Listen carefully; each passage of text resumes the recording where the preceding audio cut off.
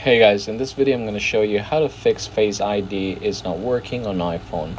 Now there are a couple of things why this could happen. The first thing is we're going to open a camera, and the reason why we're doing this one is what could have happened is that there might be some debris on your iPhone or in the sensor itself. So what's happening is that it's not able to read or to scan your face. So that might be one of the reason.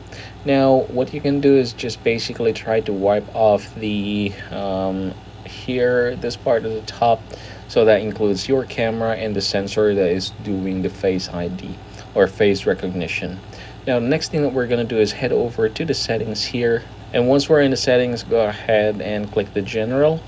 And next thing that we're going to do is scroll down, and you should be able to see here transfer or reset iPhone.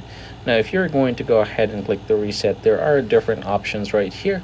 I want you to just go ahead and click reset all settings. Take note that it's going to reset just the settings, so if there are any files, documents that you have here, it's not going to erase that for you, so no need to worry about that one. The next thing that we're going to do is click the software update.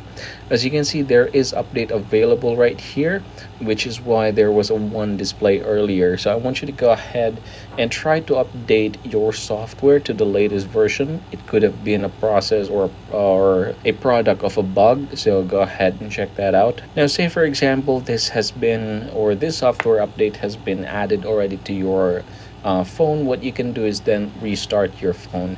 Sometimes a small restart can definitely have a very big effect on your phone. So hopefully that fixes your problem. I hope this video helped you out, everyone.